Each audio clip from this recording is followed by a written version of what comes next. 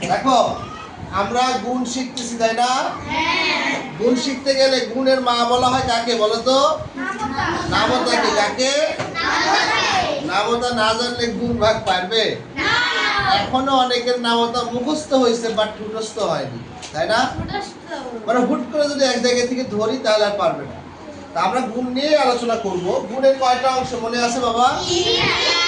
গুণের কয়টা অংশ? তিনটা অংশ কি কি বলো তো? গুণ্য, গুণন, গুণফল। এরা হলো তিনটা ভাই। সবচেয়ে বড় ভাইকে জানো? গুণফল। আর গুণ্য আর গুণকের মধ্যে অনেক সময় গুণ্য বড় হয়, গুণকও বড় হয়, তাই না? এটা হতে পারে, এটা কোনো ম্যাটার না। তাহলে গুণের তিনটা অংশ গুণ্য, গুণক আর গুণফল। আচ্ছা, একদিন একটা বিষয় শিখছিলাম, মনে আছে তোমাদের? যে গুণ্য আর গুণক যদি স্থান বদল করে তাহলে কি হয়? গুণফল একই থাকে না? গুণফলে কি কোনো পরিবর্তন হয়? হয় না, তাই না? আচ্ছা, আজকে আমরা শিখবো বাবা গুণের সমাধান। কি শিখবো? বলো কি শিখবো? আবার বলো কি শিখবো? আচ্ছা, আমার কাছে এই হাতে এটা কি বলো তো? এটা একটা রুলার বা স্কেল, তাই না? মনে করো এই একটা রুলার বা স্কেলের দাম হলো 20 টাকা। কয় টাকা?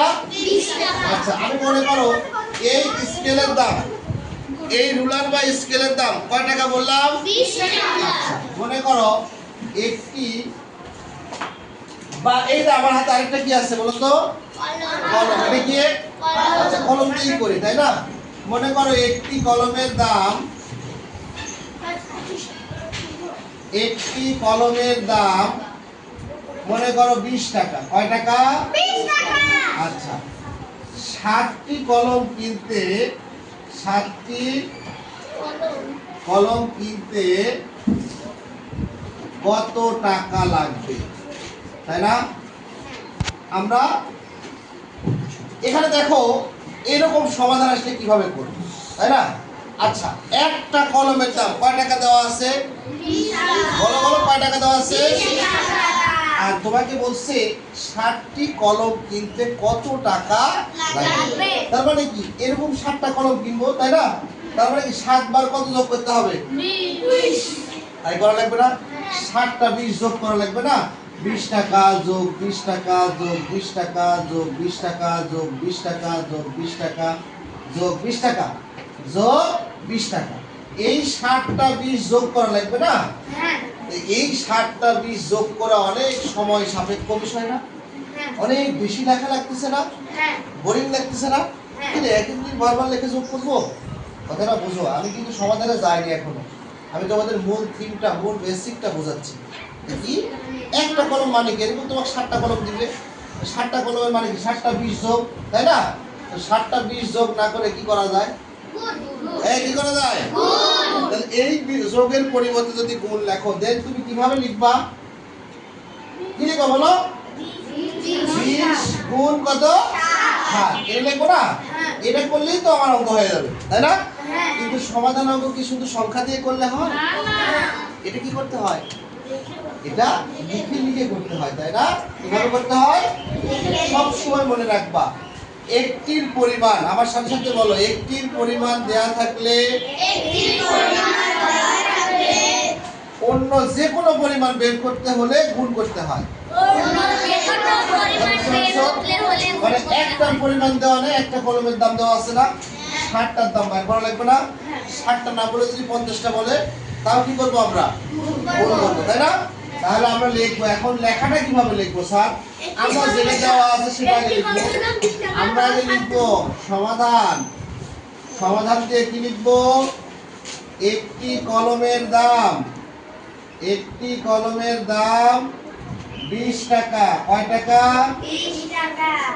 সুতরাং কয়টি কলমের দাম বের করতে বলেছে?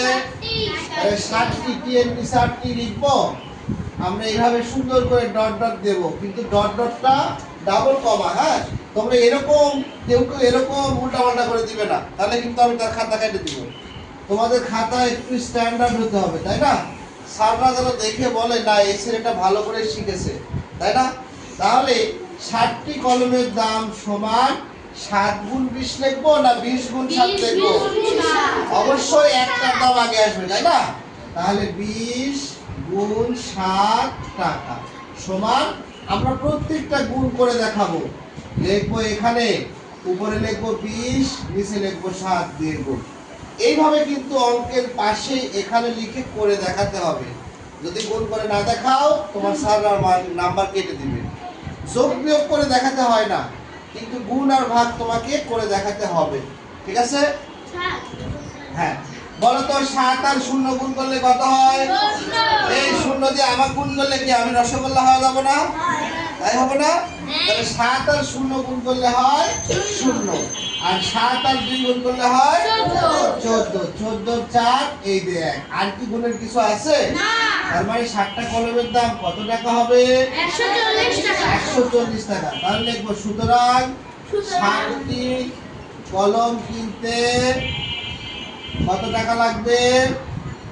140 টাকা লাগবে। কথা বুঝতে পেরেছো? তাহলে আমরা এটা সারা জীবন মনে রাখবো। একটির পরিমাণ দেওয়া থাকলে বা একটির দাম দেওয়া থাকলে অন্য যে কোনো সংখ্যার দাম বের করতে হলে কি করতে হয়? গুণ করতে হয়। আবার বলো, কি করতে হয়? ঠিক আছে, মনে থাকবে? তাহলে ধন্যবাদ সবাইকে। আল্লাহ হাফেজ।